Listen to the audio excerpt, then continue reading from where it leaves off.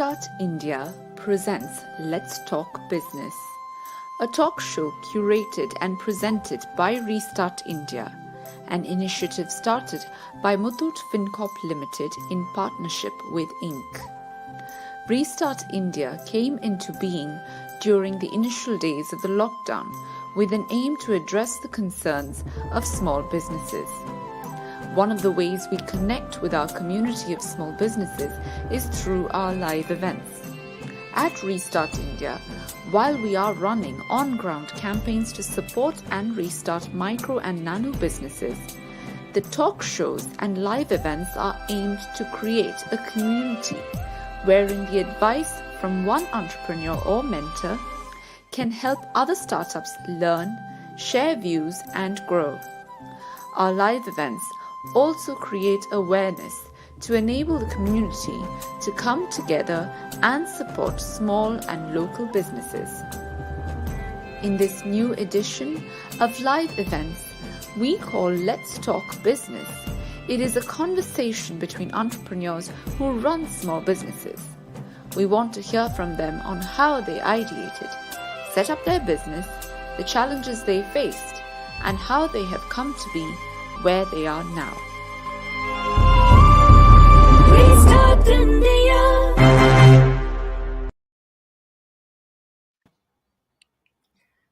Hi everyone, it's the year 2022. Sounds more like 2022, but I don't think it's anything like this. India is seeing a new but a different kind of a wave of budding entrepreneurs and talents emerging in many of its corners. India is looking at many young entrepreneurs who are providing solutions and are utmost problem solvers. We are breaking the old patterns and are creating new ones to follow, be it medical, technology, education, or any field. We are more responsible and we believe in doing good business and doing it by being good. I'm proud to be a part of this next generation that has its mindset and future that looks really so bright. Good evening, everyone. I'm Shraddha Narayanan, Program Manager at Restart India. And I have with me Tina Muthoot, Impact Director for Restart India. Hi, Tina. How are you doing? I'm doing great, Shraddha. Thank you. How are you? I'm fine. Why don't you go ahead and introduce our topic for today? Yeah, great. So our topic for today is responsible business choices. Now, when we think of, say, investments or putting money in somewhere, we're not just going to be looking at, what profit or loss we're making out of it, but looking at it from an angle of sustainability, environment, and most importantly, that the giving back to the society factor that is quite important, and it drives many decisions that are being made right now. There are so many layers to it, and let's get on with our show so we can discuss this in more detail. And tonight we have a lovely guest with us who loves to break the pattern, as the pun goes, and makes fashion choices responsibly. Let me introduce you all to our guest, Gayathri Jolly. Gayatri Jolly is the CEO and founder of Masterji and Daughters Private Limited, India's first all-woman ecosystem for the global apparel industry. Masterji was founded in 2016 and is backed by a New York-based impact investment fund called Acumen Fund. She is a qualified fashion designer from Parsons, New York, and a business graduate from Babson College, Boston. Having worked with companies like Armani and Diane von Furstenberg, she has gained experience in design and management in the fashion industry in New York. She's designed Masterji's Breaking Patterns Pedagogy and is working towards making it an ideological tool to inspire systemic and generational changes. She's driven to democratize the power of making patterns and provide affordable training to individuals who aspire but lack the access to tools to realize their fullest potential. Masterji has partnered with CSR partners like Tata Power, Naira Energy, Sterlite Technologies, Vedanta Group. This list goes on. And to top it off, Gayatri is an INK, a Sonder Connect, Unlimited India, and an Acumen Fellow. Now, that was a very impressive introduction, Gayatri. I was so happy to have you here for this show. Thank you for joining Welcome, us. Gayatri. Thanks, Tina. Thanks, Shraddha. That was a really generous introduction. Thank you. And it's really lovely to have you here. So, Gayatri, I think we have a lot to cover. So, let's just get started. I know Wonderful. we are all waiting to hear a lot from you. So, this live show is divided into 5 segments. We're going to start with our first segment, which is called the what, when, why factor, which is the rationale behind everything a business does. So these factors are the foundation or the building blocks that decide the success of any enterprise, may it be small or large.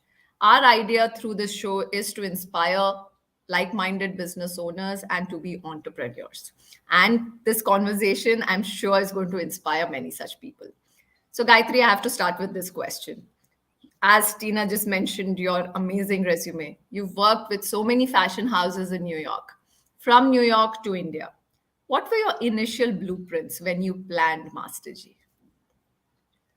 So the initial period was a lot of um, questioning and becoming comfortable with the question that I was about to build a business on. So it was about a year when I had first moved back from New York to Delhi, and that entire year comprised of a lot of questioning and wondering that here is a social issue that we know exists, which is the systemic exclusion of women from the role of the pattern maker. There's no doubt that this is a problem, and there's no doubt that we need to solve this. But does it really make sense to build a business around this problem? Because in typical business speak, we say that if you're solving 100% of the problem for even a small number of people, you've captured that entire target audience. But when the same doesn't always apply to social issues, because you need to find a way for the money to flow, for someone to feel that some product or service is of value to pay for it. So the problem was very clear when I moved, that I had worked with so many pattern makers that were women in New York. I had amazing experiences. Like, there was a time at DVF when I assisted the pattern maker who was making a dress for Michelle Obama. And just to be in the aura of that pattern was incredible for a young person at that point, like myself, who was just entering the industry. So I think the initial blueprints were guided by a lot of enthusiasm that comes with inexperience. You don't know what can go wrong, so you jump right into it. And I think I had that benefit on my side. If I were to start Master G today, I would think of 10 things that could go wrong, that have gone wrong. But at that point, I didn't imagine all of that. I was very optimistic, as we all are when we are less experienced. Nice. Thanks, Gayatri. I think Tina has a question for you now. Yeah. Okay. Sorry. Yeah, so can you hear me? Yeah. Yes. Yeah, Tina. Yeah, Gayatri, with Masterji, like you said, you created a new line of the Darzi system, the Masterjis who are women. Was it easy for you to get these Masterjis, to give them the opportunities as seamlessly? What were your steps to enable this, and what did you do next? So I think what happens with our work a lot is that it's not just the bias of the industry that's only trusting men in the role of the pattern maker, but it's also the bias that we have within ourselves as women, which is that we've never seen women in that role. So it becomes difficult to trust women in that role, just as because we're so conditioned to see a certain thing only one way. So I think the toughest part has been the two sided bias. One is the bias that the industry carries for generations, that Master G is always a man, and on the other hand, the bias that the women themselves carry to say that, do I have what it takes to be this authority figure in the industry where I can be the pattern maker? So that I would say has been quite a challenge, and we face it even now after many years of being in the business. But I think it's one of those things that doesn't feel like it's something that we work with every single day, and it's challenging, but it's not demoralizing, because we know that every generation sits on the shoulders of the previous generation in terms of any social movement, and our contribution may be only incremental in our lifetimes, but it's important that this work be done since we're already on this path. So So I'm how sure open was the sorry, Shraddha, no, after like you. how open was the mindset shift here, Gayatri? Like, was it easy to break in here? It wasn't. I'll be honest. It hasn't been, and even now, it's the problem is very much prevalent. So we're looking at a pan India market where in most states across India, women pattern makers don't exist, and this conversation hadn't started until Masterji and Daughters came into the picture. So I would say that it's still very challenging, but the way we are tackling it is by using the breaking patterns pedagogy, which I conceptualized when I first moved back, and which has been honed and further designed and redesigned over the years. And what it basically means is that you take a simple silhouette, a simple skirt, or a simple pair of pants, you teach the student the pattern, which is the ABC, so to speak, and then you teach them how to break it and recreate different designs. And through that, you teach them and you train their minds on how to question existing patterns that exist in their lives or in their societies that they deem as toxic or unacceptable or unjust, and then go out there and change that and redesign it so that you can design your own life. So I think design and pattern making has become a really powerful tool for emancipation of women.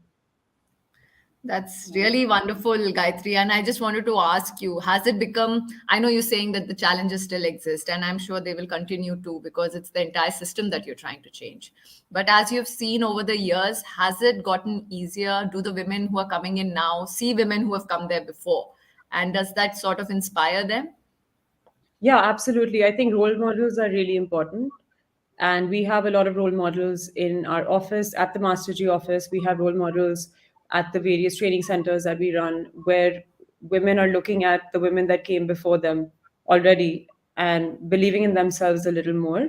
And even designers that come to us for outsourcing their production, which is what we uh, use as a tool for students to get industry experience.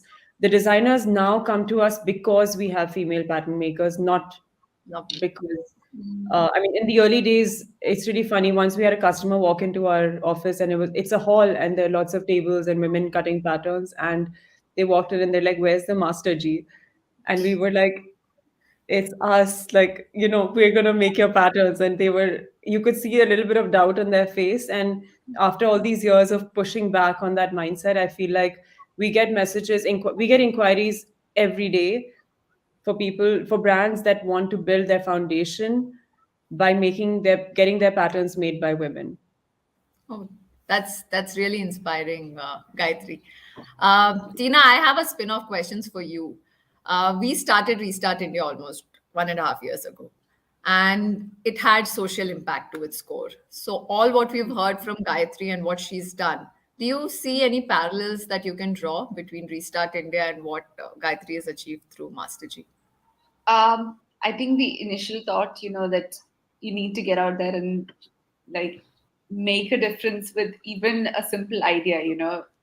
Small businesses have always existed. We've seen them. We've seen them thrive before the pandemic, but I think because they were the hardest hit, we realized that there is a lot of attention that needs to go to them right now. And as we did our work with them, one thing that we realized is that maybe things were happening earlier for them, for buyers, for the sellers, because okay, we're used to that way of life. Like we can get out, go and buy from these kiranas, the vendors, and all. But if nobody's going out to them, like, are they ready to face the next wave or the next whatever challenge that comes up?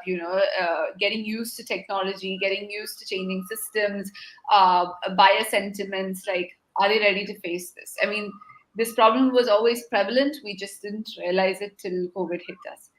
One thing that Gayatri said right now, which I can really relate to in Ristandia's case, is how Gayatri broke down this. What do you say? The breaking the pattern pedagogy, like she said, like give them an exercise where you're making a pattern, you see something come out differently, and then how you can make it how you can make the design different in your own terms. So you kind of like speaking the language that they understand. I think that's one thing that we realized when we started working with small businesses, because there's no point in trying to push down digitization to someone who can't even grasp WhatsApp. So you got to speak their language. You got to speak the way they would interact with their customers. Simplify things for them, break it down to them, get it in the content that they can understand in the vernacular. So yeah, I think it comes with its own challenges. It's been a learning for us as well over the last 1.5 years. Yeah. Thanks, Tina. And I think what you mentioned really ties in the challenges when everyone is trying to have a initiative with social impact at its core. I think it's as good as time to move to the next segment. It's called Snippets. I just want to lay a little brief for it. Whenever anybody starts on a startup journey, it's not just their growth, the founder's growth. That person holds the responsibility of so many families who trust them and their vision, the people who work with them, and every choice, every decision they make not only impacts the company or the founder, but everyone around, everyone who is affected now or whom they choose to affect once it actually comes to life. So through this journey, there are a few decisions which every founder or the proprietor makes, which is tough. Some decisions might be easy, some might even be funny, weird, and you look back and you say, "Oh, okay, I did that." So Gayatri, I really want to come to you. Think for a moment and could you highlight a few of your choices or stories or decisions and certain steps you've taken along your journey in Mastergy that remains a milestone for the Mastergy team till date? Um, I would say I'd like to talk about like an idea as opposed to a particular incident.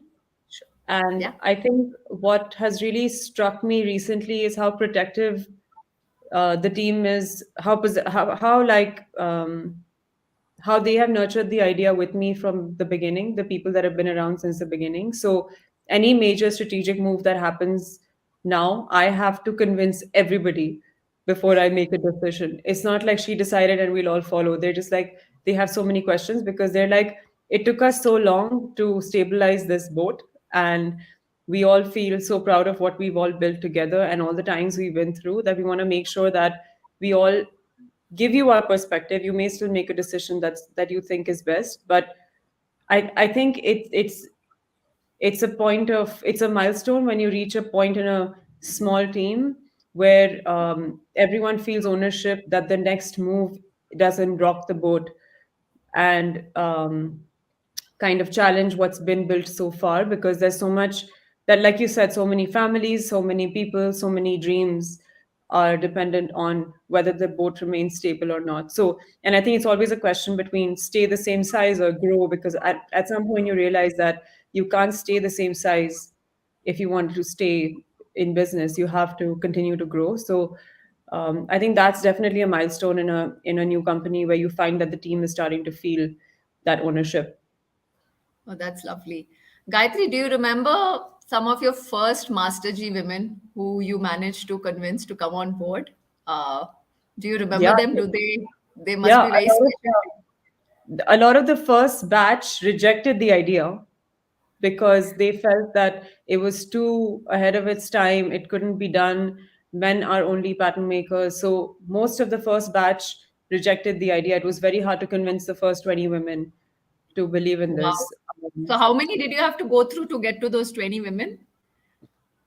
A lot, a lot. I don't remember the numbers, but Wow. there is, I mean, rejection from funders, rejection from customers comes later. First, you get rejected by the very individual that you want to benefit.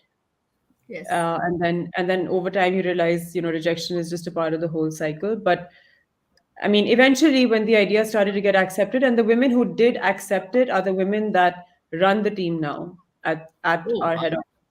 So they are the first ones who believed in Master G are the ones who train the trainers now, are the ones who design the curriculum now, are the ones that train other women at other centers now. They hold leadership positions on the team because they believed in it when no one else did. Yeah, That's they're the really role lovely. models.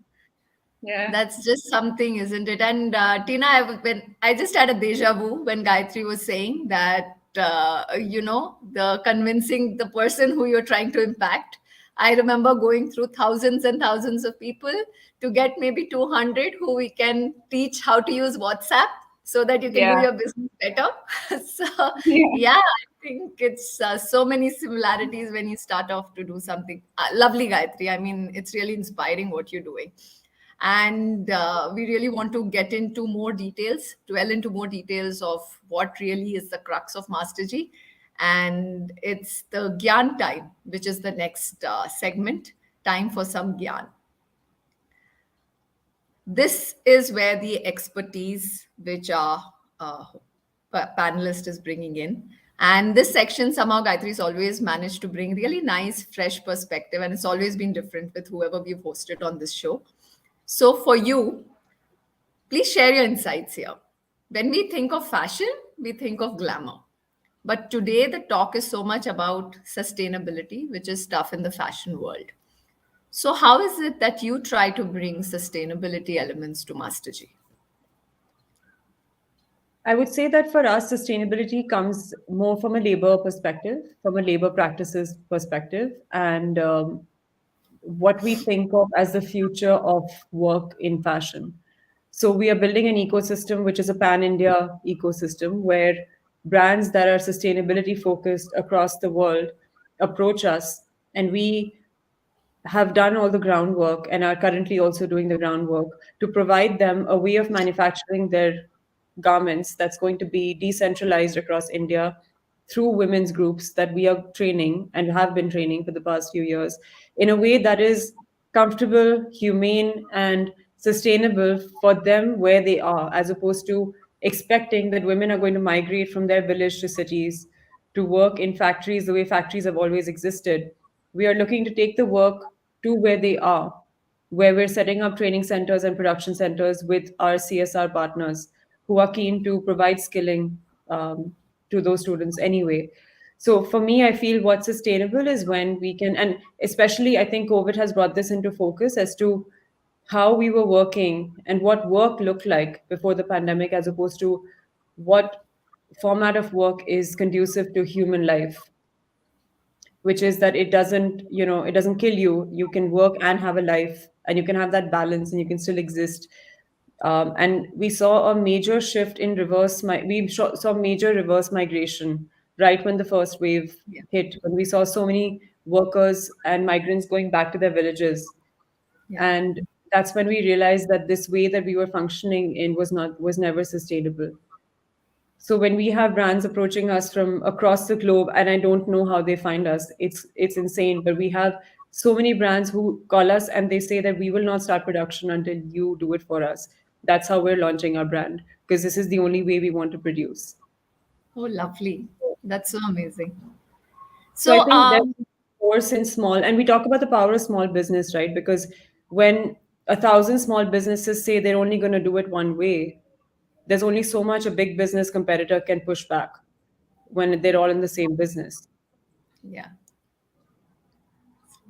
So I think this leads to the next one you mentioned about how your training model is. So how's your operating model? How do you balance supply chain, having them work where they are? How do you cater to everyone who's asking you for, your clients? And your workmen or your master Gs are located all over the place. So what is your operating model? Supply chain, how do you get the products and set them up together? We have two paying customers. One paying customer is a corporate or a philanthropist that wants to pay for our consulting services to set up and run a skilling center. So that's one category of a paying customer. And the second paying customer is a sustainability focused fashion brand that outsources their production to us so that we get their products produced white labeled at our training centers. So um, once we tie up with a CSR partner, the program is implemented by a local trusted NGO in the region where the CSR wants to operate. So, for example, if a company is focused on working in a certain region of Gujarat because either their factory is there or their focus is there, their mandate is that we want to work in this region, we do a survey and we set up and run a training center on their behalf, and we get paid for it. And then when brands start coming in based on geography and based on our proprietary scoring mechanism called G score, we match the brands with the right geography and with the right students so that they can execute this order. So we match it based on various factors so that it's not adding to the cost of commuting, the travel, conveyance, and all of that. And also that it should not have too much of an impact on the environment. So we're not looking at transporting materials and finished product back and forth. So it should be most economical, but also environmentally sustainable. Great. You already mentioned there are two paying customers. So these are your only revenue generating mediums, or do you have others like you have funds coming in and support which comes in to help your training centers, or these two paying customers are the only revenue model? So I would say that if you're talking about funds from investors, I don't think we can count that as revenue, but we do have Acumen Fund has funded the business, so that's on the investor side. Okay. We don't take grants because we are a company, so we don't work on the grant model. Grants is what we facilitate between the CSR and the NGO. So in order to cover the costs of training, because our students can't afford always the training cost at market rate, corporates subsidize the cost of education. So we would prepare a proposal and a plan, and corporates would disburse the funds to the NGO directly so that the NGO can set up the training center, purchase whatever machinery is required, for which we are the knowledge partner. So the NGO Okay. figures out exactly how they need to run the training program based on all the knowledge input that we are giving.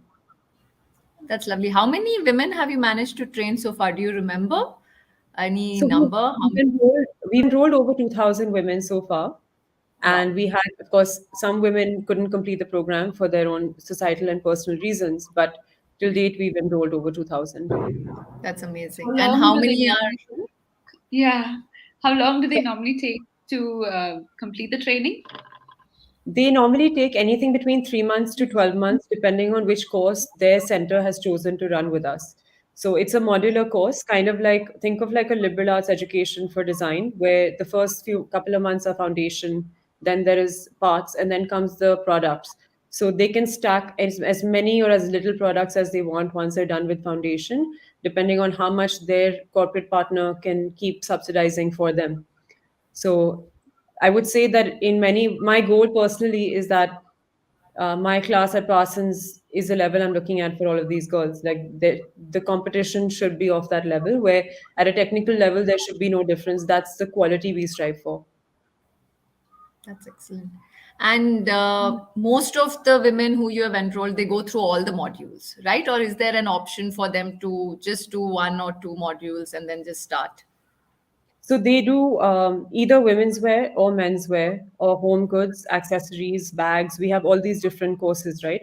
So Yeah. depending on what their center has chosen for them, because right now we only have a batch model. We haven't yet Okay. launched one-on-one learning, which we are working on right now, which is going to be more technology driven.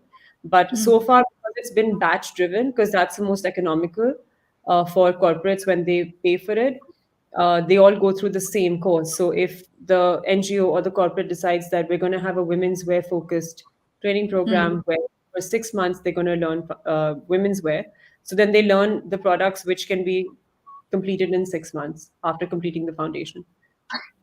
Oh, that's amazing. Excellent. And so now what is next for Master G? I know you've enrolled 2000 and what you're speaking. So maybe just tell us your plans for this year maybe or the next 2 years. Plans for this year are to expand the curriculum offerings. Obviously, that's an ongoing activity. We're always innovating on the curriculum. Plans for this year are also to build the technology that's going to enable one-on-one learning. So we're working on an infotainment platform that's going to make It's going to be very basic. It's going to be accessible on Android smartphones across the country so that women can learn directly and have a network across the country.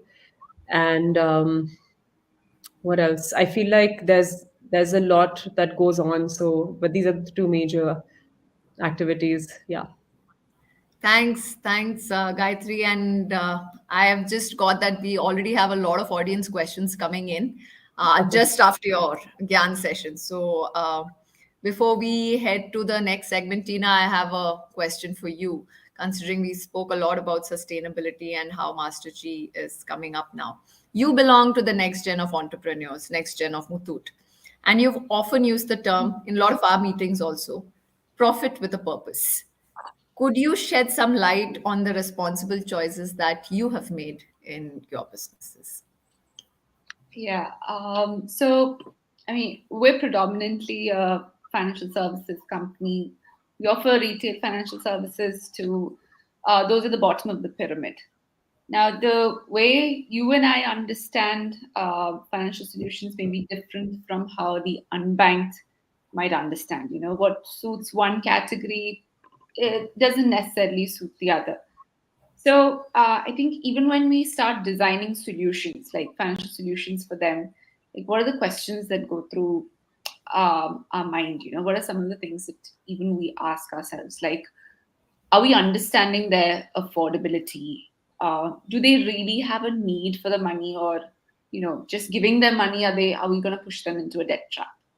Or say, can they repay according to their need? I mean, sorry, according to their cash flow. Like, will they have a cash crunch, or will they have excess idle funds? You got to make sure that they're not in either boat. And are their savings secure? So I mean, this doesn't cover the entire ambit of questions that we ask, like when we come up with certain products or solutions for the bottom of the pyramid when it comes to their money matters. But at least, like, it's the tip of the iceberg. Just as an example, like we keep hearing this. I mean, it's a very, very simple story, but it's usually resounded at every meeting. So when a customer walks into one of our branches, they might come in for a gold loan. So they bring their jewelry, which is a standard pattern, like standard weight, like whatever the weight is. I mean, obviously that can't be divided or broken up over there. So once it's weighed, the person at the counter asks a specific question: how much do you need? How much money do you need? So because according to the jewelry, like according to the weight, you might be eligible for X. It doesn't mean that you need X. You might just need 10% of X or half of X, because we just give you that money, like when you don't have a need, when you don't foresee a need. You could be building up needs that you probably won't, have an idea of how to repay. So the question is very simple, like how much money do you need? And then we will say, okay, this is what the gold is worth. This is what we can give you, and these are the terms. So the first thing, like even asking a simple question like that, like is part of making a responsible choice when it comes to giving out money. And even with like designing products, say you're thinking about their affordability. Like this segment, say they want to buy products like gold, but they can't buy it because they can't afford to pay for gold at one shot. So can they start paying, say, 500 rupees a month, 100 rupees a month? Now we've even started enabling, I mean, we've started a product where they can pay even 1 rupee at a time. So if they have just 1 rupee, they can start putting money into gold. So it works like a piggy bank. Yeah. So anything when it comes to like planning the product and how it functions, how we interact with them, the kind of education that they get, even by the simple questions that we ask, like all is part of making those responsible business choices. It's really nice, Tina. Lovely to hear from you. And that simple question changes a lot of things for that person. And just being they don't enough realize it. What they don't realize it. Even the person sometimes, like, if this is an SOP, maybe the people who ask, like, they do this, with everyone who walks in, so they don't realize the principle behind asking this, but yeah. it's done for this reason. Nice. And that actually ties in with Gayatri, what she said, that the way they teach, the pedagogy which they follow is they're doing a lot of things which Gayatri just mentioned right at the start, that it can even impact the way they're living their life. And it really empowers them just by the concept of breaking the patterns. While they're doing it just for their profession, but the profound effect it will have on these women's life is maybe something which we can't even imagine. So let's move on to our next segment. This is a video segment. It's called Let's Watch This One.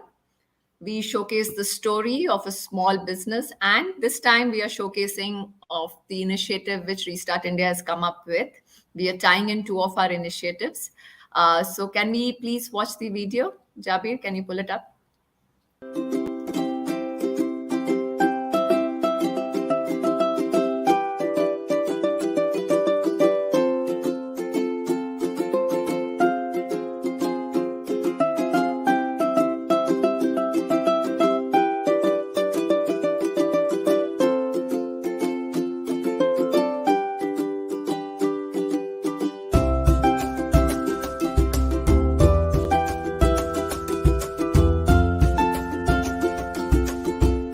ആദ്യമായിട്ടാണ് ഇവിടെ വന്നിട്ട് exhibition വന്നിട്ട് sale ചെയ്യുന്നു.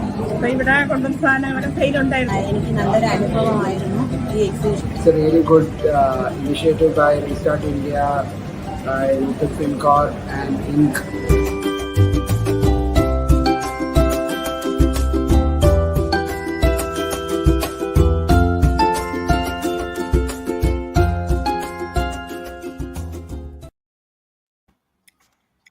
Tina, coming to you here first. You let everyone know why we have started the Shop Small initiatives and what are the two different things which we are mentioning in the video and why we did that. Yeah, simple, Shraddha. Like you've always heard this saying, no, if Mohammed doesn't go to the mountain goes to Mohammed. I don't know if you've heard this, but I think since the beginning, like since 2020, we've just been saying, the main issue with small businesses is that they need to get their product to market. And over the last 2 years, ever since we've been studying their products, like seeing it firsthand, I think the biggest pain is that, knowing that buyers aren't seeing these products, they're not getting to buy it, Of course, the pain is that they're not able to sell it, but then the other side, like these products are just not getting to the market. I mean, they're so unique, and it's been a real shame that whole idea of touching and feeling a product and getting to buy it at, say, a bazaar or a hart, that's just not been happening.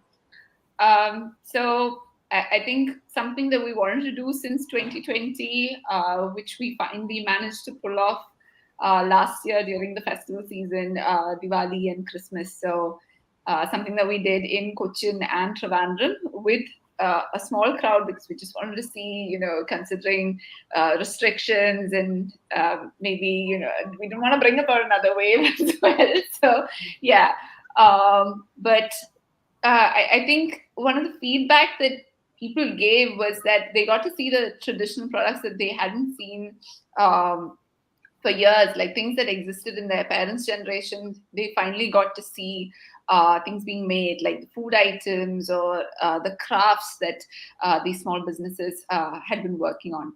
So yeah, I think that's the background for our Shop Small days. And there's one thing that was extremely inspiring, something that one of the women entrepreneurs said. She said that she was able to manage her entire month's sale through that one day of Shop Small, through our Shop Small days. So I think we just need to keep giving them more platforms where they can exhibit their products, they can sell. So take it to more cities, take it to other states as well. Yeah, that's all we're looking forward to. Yeah, that's our plan. And Gayatri and the audience, just to let you know, she achieved this 1 month sale with just the office space where we tried it out in the Muthoot office. That's it. It was only the Muthoot community and our Restart community which was there. And that's it. And I think one of the items you saw there is adorning my wall here It's just a beautiful piece of art which is from Kerala, which adorns, the elephants which they use for It's puja. beautiful. And I always like to keep this as a reminder that these small businesses put in so much effort to make this product. And yes, we want these products and many such things across the states to reach as many people as possible. And considering COVID norms, hopefully we are able to do a lot more this year. We are right about on time. I think we will want to have more questions in the Ask Me Anything audiences. Have already started pouring in questions. But before I go to the next segment, I would like to tell the audience, if you have helped a small nano business in your locality to restart, please do record a short video with the small business owner and the small business and post it on social media and tag us using these hashtags: small business, hashtag support local, hashtag shop local, hashtag local business support. We will feature the best videos we receive in our live events. Thank you so much. Now let's move on to the last segment, which is Ask Me Anything. Gayatri, we've already received a lot of questions. So let me start with one, which is from Dhruv Agarwal. He asks, Gayatri, how have you dealt with motivating your team in this sector? What are Master G's current challenges? So motivating the team is really important, and I feel like it's one of the most important things you can do because it really propels productivity and also, in general, a positive culture in the workplace. And I think your job as a person that's leading the team is to help each individual see their strengths. And there's always like, even for the best employee, there's always like 20% that there's no such thing as a perfect employee. There's always 20% or 30% that you will feel that, I wish they could do this better or that better. But what's important is not to identify that 30%. The point is to look at the 80% and help them see what the positive 80 positive percent is about them and help them see their strengths so that they can capitalize on those. And when you act like a mirror for them, that motivates them because everyone needs like a positive reflection to see the best in themselves. So I think that is a really important thing to motivate people. And as for the current challenges, I would say is just growing and staying stable as you grow, because every time you take a leap forward to grow, you are no longer the size you were and you're not yet the size you're going to be. So you're in the middle, and that Yeah. middle place is always uncertain, and you don't always have answers. You're living with a lot of questions. So I think that for any growing business, for any new business, there's that middle path happens very frequently, where you don't know where you're exactly going, but you still have to keep going. Great. Thanks. Thanks. Hope that answers your question, Dhruv. Gayatri, we've also had a few questions when we announced that you're going to be online, which have come in through our portal, our website. There's a question from Divyanka Chennai. She says, Gayatri, you could have easily started your own line with the conventional Darzi system that already exists. But you chose instead to change the system first and then start your line of work. What is your advice to young entrepreneurs on working at the intersection of business and social impact? That's a really Thanks, interesting Divyanka. That's a question. lovely Thanks. question. Yeah. Yeah, thanks. That's a really interesting question. And it's one that always brings me back to this thought that it was never a choice for me, because the choice of designing clothing at that point was not even close to as exciting as what I do now for me. So it never occurred to me that am I doing this or that? Am I sacrificing one thing over another? It was never a choice.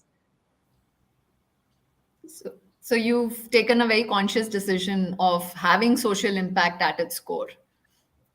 Yeah, I think making product is a means to an end, and the end is to the emancipation of women and the livelihood generation and creating this ecosystem. So, I mean, we consume so much product anyway. So I feel that creating product as an end didn't excite me as much as using the product as a means to achieving an end that would fuel an entire ecosystem of women and then therefore their future generations.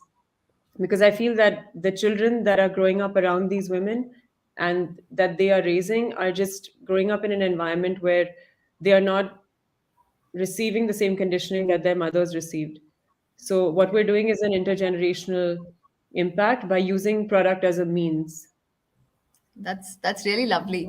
The second part of the question is, if an entrepreneur, I am assuming it is Divyanka, if she is at crossroads, that there is business and then there's social impact, how do you think she should deal with that kind of? I know it was very clear cut for you, but what do you think you can say to help her? I think it depends on what social issue she's working on. So sometimes there are social issues that can't be monetized. If you're looking at HIV or you're looking at children's education or COVID relief, these are things you can't really monetize. These are very grant-driven nonprofit activities, right? But skilling isn't like that. Skilling is one of the things that you can actually build an ecosystem around and monetize, which is what we've done. So I would actually be curious to know more about what the issue is that she feels passionately about, and then go from there. But if it's something that can be monetized, find who wants to pay for it, and find who you're solving the problem for, and then find a bridge to connect the two. And social businesses take a lot longer, so don't compare yourself to the traditional business metrics for success. Otherwise, you'll constantly feel like you're not doing the best or you're not achieving. So you can't compare yourself to other traditional businesses. Wow, that's a lovely Good answer. Thank you to- so much. Yeah. Good to hear it from you, Gayatri. I mean, like it gives a sense of reassurance, so because you've Yeah. gone through it. Yeah. Yeah.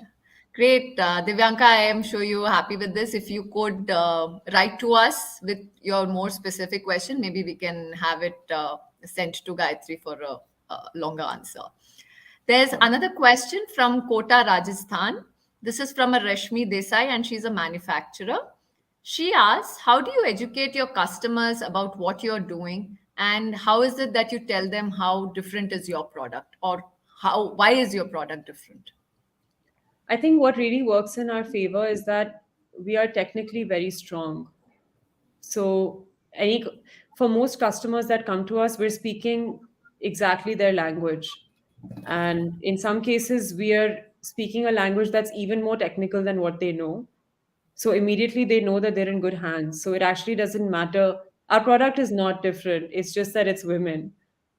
It's the same product. So if anyone comes to us for patents as an order or a production order, it's just and if they never come to the office, they don't know who's making the pattern. So it's actually not different. And if we look at the other side of things, if we look at how our CSR business has been built,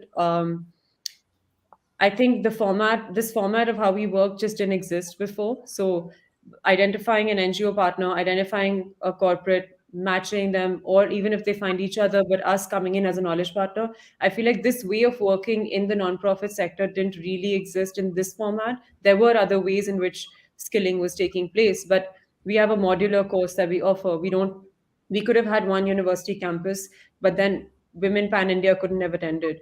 So we made it such that it's the same quality that you would get at a tier one fashion institute, but it's so decentralized and it's so adaptable to different environments. It's so contextualized to rural and low income areas and the kind of resources they have that I think that is what has really made a difference. Wow. So, Rashmi, the product is not different. So the customer who's getting it is not different, but just the way the system has been designed by Gayatri is just hit the root completely. So she's able to maintain this and deliver high quality product to her customers. All right, we do have time. The next question is from Trishani. She's from Indore. She asks, any words of wisdom to all the women who dream to break patterns in their own body of work? A very general question, so I'll probably have both Gayatri and Tina. Maybe you could just uh, answer what Trishani wants to know. Gayatri, you want to Gayatri, go first? Do you want to Yeah. go for it? Tina, why don't you maybe? Okay. Trishani, I think, bid your time when you need to, because you don't get exhausted or overwhelmed by everything that you need to do. If you see a problem, I think these words were said to us by one of our mentors: focus, focus, focus. Like, I remember hearing it in one of our initial meetings. And like, just get started with the work that you want to do, whatever it is, and then improve on it over time. I mean, like, the initial plan that you had for whatever you want to start out with, like, you may not be working on it, the exact same thing right now. Like, there are so many things that we started with when we started Restart India, but the situation changed over the last 1.5 years, like, in terms of what small businesses needed, and the things that we tried with them, what clicked, and what we had to evolve from, what is useful to them now. So at that time, we remember, like, we made all these plans which we discussed with our mentors, partners. Like, this is what we want to do. Like, we want to educate, say, 2 million small businesses out there. Like, I mean, there's a lot that you want to do, but when you get out to doing it, you will actually start learning so much about the need that you're trying to solve, the problem that you're trying to solve, the need that you're trying to address, and the best way that you can go about doing it. So I think, find the small issue, focus on it, get started, and then see where it goes from there. That is the simplest way of putting it. I'd like to add one more thing to that. I'd like to think of it like a cocoon and a butterfly, and the breaking of a pattern being like something that you have to do and not something that you choose to do because there's no other choice. Because if you were choosing to live in the cocoon, you won't live beyond a point. So if you really want to thrive and not just exist, you kind of have to break that pattern. Otherwise, you'll continue to live your life in a way that's not at peace with your inner core, and it'll be a life that's defined by everyone else around you. Beautifully put, Gayatri, Tina. So, Trishani, yes, they are pearls of wisdom for you. Just go out there and just get started in your body of work and take inspiration from the two lovely women we have here. The next question is from Reva Male, Pune. This question is to you, Gayatri. She says, in the fashion ecosystem, a lot of people want to start their own venture and their own line of work. As a founder, what factors would you recommend one should keep in mind before starting their venture? I would say work experience. I think as many years as you can work elsewhere, you should do that because it teaches you a lot. Long enough that you get experience, not long enough that you get jaded and don't ever start. But definitely, work experience helps. Lovely. I think this is very different from what we've heard a lot of other entrepreneurs. Many of them do just start, but even I have felt all the startup entrepreneurs that I have met, that many people who work in the line of business that they want to start, they gain some experience. And like you said, not long enough to get jaded. That's a very, very lovely statement you used, Gayatri. Long enough to learn what you need to, but not too much that you never start what you Yeah, wanted I to do. feel like I got lucky I'll with add just something. thought. Oh, yeah, after Gayatri's done, I'll add something after Gayatri's done. Yeah, Yeah, I mean, yeah. Go ahead.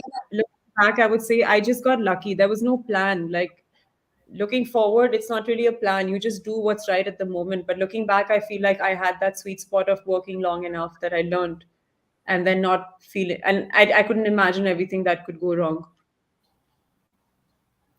Yeah. Lovely. Tina, you were saying. No, I was just going to say, don't be afraid to get your hands dirty. Your own venture means, like, you're going to have to get out and, like, really get your hands Absolutely. dirty. Because you cannot think that, somebody else is going to do it for you.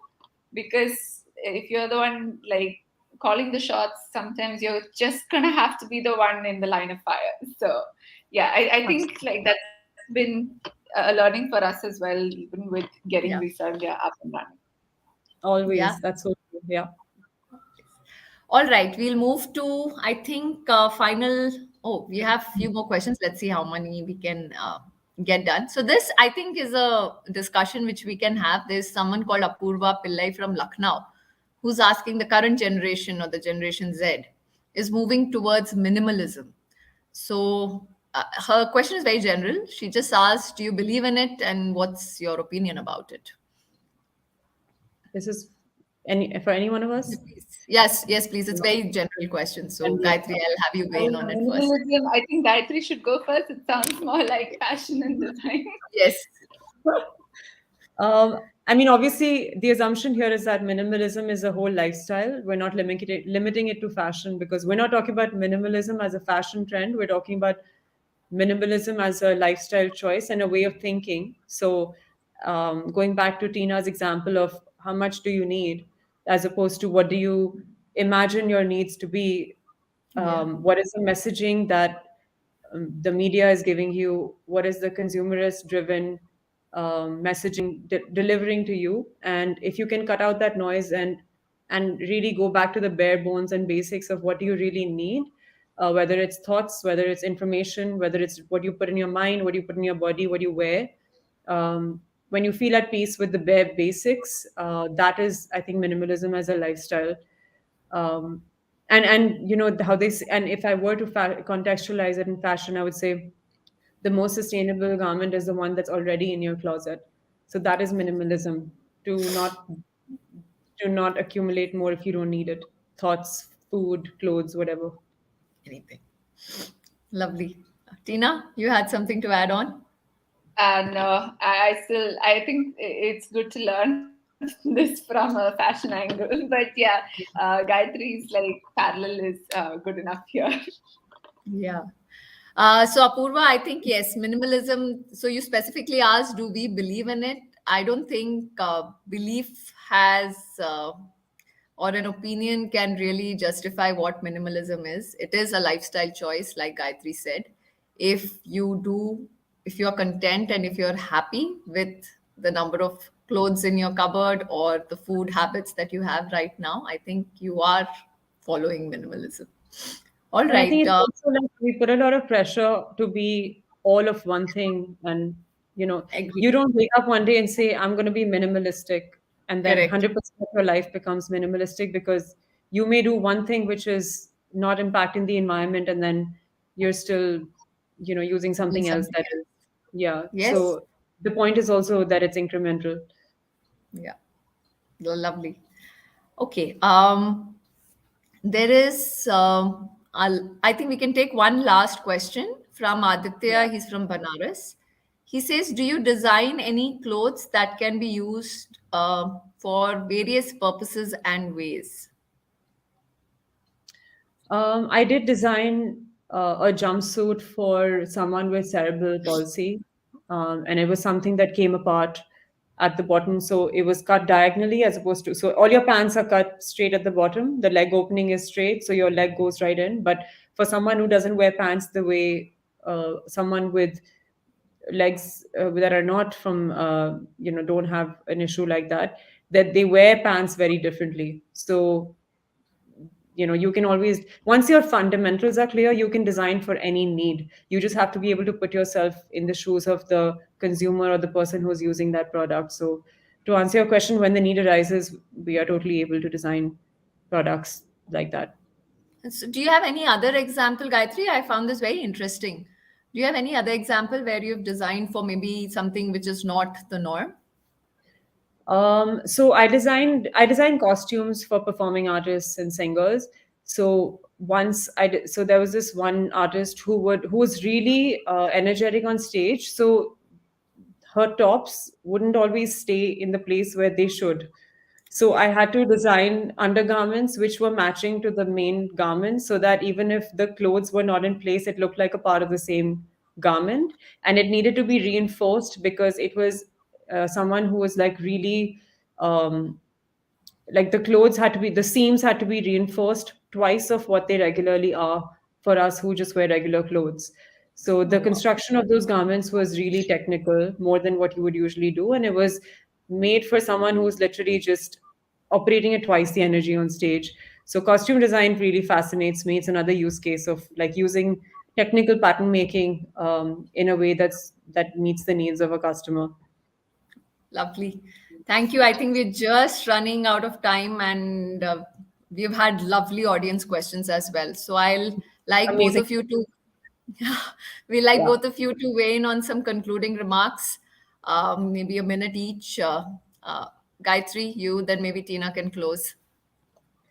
It's really been a pleasure talking to you, Tina and Shraddha, and thanks to the audience for being such a great audience and for bringing in all these thought-provoking questions that I will continue to think about later. Thank you for giving me so much food for thought. And I wish all the small businesses listening to this right now all the very best. And I know it's hard, and I know every single day is hard. And I just wish you a lot of energy and a lot of motivation to keep going as long as it makes you happy.